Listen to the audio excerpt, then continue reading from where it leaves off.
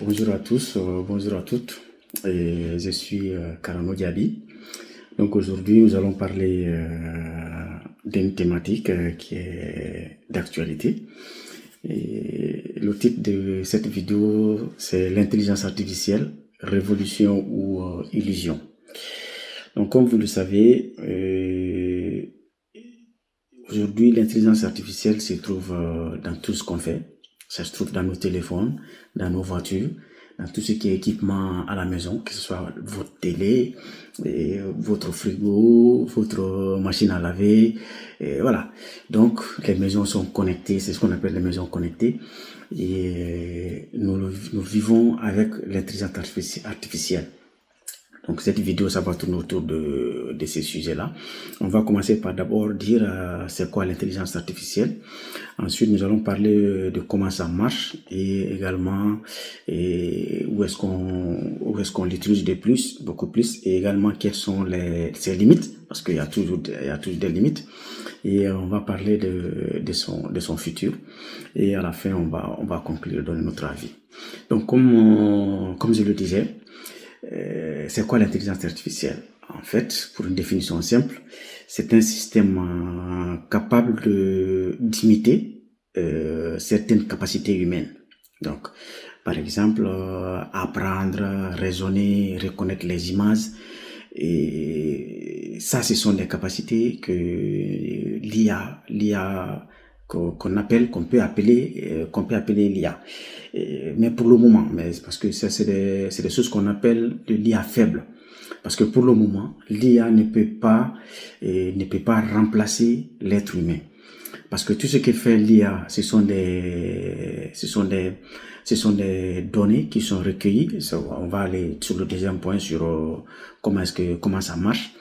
En fait, pour l'IA, pour que l'IA marche, il faut lui donner assez de données, assez d'informations, et pour qu'elle comprenne comment repérer par exemple les choses. Comme un exemple, quand tu demandes à un chat pour que l'IA te dise que voici, ça c'est un chat, il te donne la photo d'un chat, ou quand tu donnes la photo d'un chat, l'IA puisse te dire c'est un chat, c'est qu'il y a eu des milliers de photos des chats qui ont été données à l'IA pour dire dès que tu vois une telle image, c'est que c'est un chat. C'est pourquoi dès que c'est un chat, l'IA peut te dire que c'est un chat.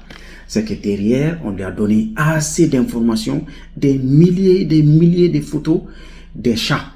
Peu importe maintenant les races des chats ou c'est ce qu'on appelle entraîner l'IA. Une fois ici, j'avais même dit que j'ai refusé une offre d'emploi pour être entraîneur de l'IA parce que derrière, il y a une charge qui est vraiment lourde pour ceux qui entraînent l'IA. Bon, peut-être on verra ça après. Je vais en parler un peu sur cette vidéo, mais cela peut faire l'objet d'une autre vidéo. Ceux qui entraînent l'IA, comment est-ce que ça se passe, l'entraînement de l'IA. D'ailleurs, vous verrez, pour l'entraînement de l'IA, tout ce qui est image, par exemple, je peux dire tout ce qui est animaux, les chats, les chiens, les voitures, les plaques, la forêt, les arbres, les types de plantes, ou tout ce qui est amour, et tout ce qui est tendresse, ça c'est l'IA. La plupart de ces IA sont entraînés. Les entraîneurs de ces IA sont en Europe ou en Occident. Mais vous verrez, ceux qui entraînent l'IA sur des images atroces, tout ce qui est atrocité, tout ce qui est violence, ceux qui entraînent l'IA sont généralement en Afrique, en tout cas dans les pays sous-développés. Ces entraîneurs d'IA sont dans ces pays sous-développés. Donc, c'est des gens qui vivent qui traitent des images qui sont très très violentes. Mais bon, vu la précarité, ils sont obligés d'accepter des fois ces contrats-là. Mais ces types de contrats ne sont pas traités par ceux qui sont par là, en Occident, que ce soit en Europe ou aux États-Unis. Ceux-ci traitent tout ce qui est belle image, des images des animaux, de l'amour, mais tout ce qui est violence, c'est sous-traité, c'est géré par ceux qui sont en Afrique, comme vous le savez, c'est des pays sous-développés. Alors, dans quel domaine on utilise beaucoup plus l'IA? L'IA est utilisée par exemple, dans le domaine de la santé, pour détecter les maladies, parce qu'en fait, c'est des applications qui sont installées, des programmes qui sont installés, par exemple dans les hôpitaux, au niveau des médecins, qui relèvent des données, qui collectent des données. Donc, l'IA est capable de traiter ces données pour dire attention, vu l'évolution de ces données-là, on tend vers telle maladie ou on tend vers telle épidémie, ou vu même le diagnostic d'un patient, l'IA peut prédire quel type de maladie ces patients-là peut être victime. Ensuite, on a vu l'utilisation de l'IA dans les voitures autonomes. Il y a des voitures aujourd'hui qui sont conduites sans chauffeur. En fait, c'est des applications qui sont là. Mais sauf qu'on a appris à la voiture, quand tu arrives, tu roules à quelle vitesse, tu t'arrêtes à combien de kilomètres après. Et quand tu vois, quand il y a le feu rouge, en fait, c'est synchronisé. Quand il y a le feu rouge, la voiture communique avec les panneaux qui sont là. C'est pourquoi ce sont des voitures qui ne peuvent pas rouler partout. Voilà, elle ne peut pas rouler pour le moment partout parce que ça demande une logistique très lourde.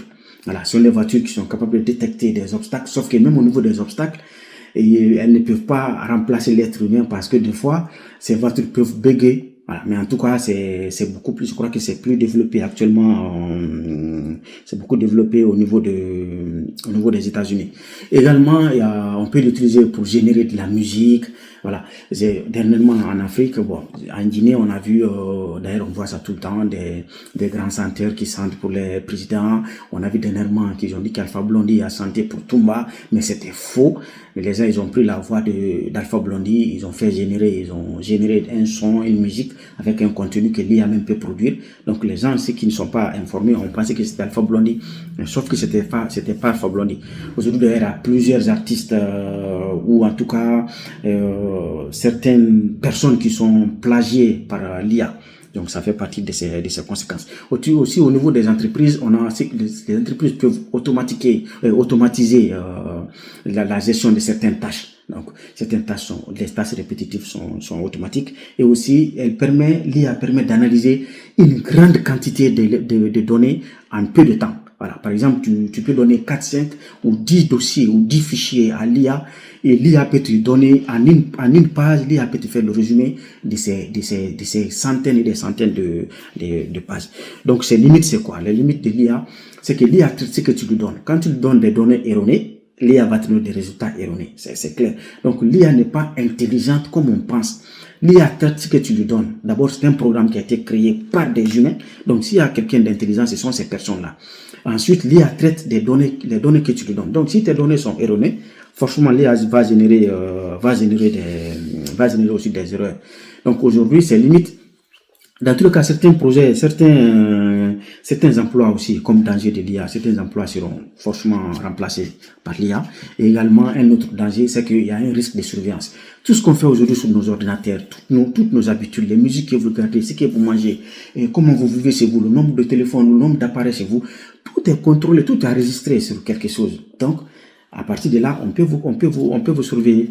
Ensuite, il y a la manipulation de l'information. Tout de suite, là, j'ai parlé du cas d'Alpha Blondy. Donc, les gens peuvent générer des images, des informations qui sont diffusées, alors que c'est des choses qui ne sont pas réelles. Concernant son futur, déjà, il faut savoir que l'IA est là. Alors, vu que l'IA est là et ça ne va pas partir, ça va pas être, mais dans tout le cas, l'IA ne peut pas remplacer l'être humain. Mais vu que l'IA est là, nous sommes obligés aujourd'hui, on vit avec l'IA, nous sommes obligés, ça a changé notre façon de vivre, notre façon d'être, notre façon de communiquer. Donc, son futur, c'est que sur l'IA ne va pas disparaître. Et l'enjeu, donc, aujourd'hui, c'est de trouver un moyen de collaboration entre l'humain et la machine. Parce que la machine, elle est là pour aider l'humain. Si on sait comment les utiliser, on va en profiter. Et surtout, on doit tout faire pour garder le contrôle et non l'inverse. Donc, pour conclure, il y a une chose à savoir. Je l'ai dit tout de suite, l'IA est là. On ne peut plus rien contre cela. Donc, à nous, comme elle ne va pas disparaître, la vraie question, c'est qu'est-ce qu'on va en faire? Voilà, qu'est-ce qu'on va en faire? Donc, c'est à nous de l'utiliser à bon escient. Il y a certains déjà qui sont en avance, les entreprises sont en avance. Je lance un appel alors, surtout aux pays qui sont encore en retard par rapport à l'IA, ou aux entreprises qui ne l'utilisent pas. L'IA est un outil de travail qui peut beaucoup nous aider, mais il y a des formations spécifiques qu'on doit suivre pour pouvoir pleinement profiter sans nous mettre en danger, et notre vie et notre production et sans mettre en danger notre environnement. Donc voilà un peu ce que j'avais à dire sur l'IA. Je vous remercie.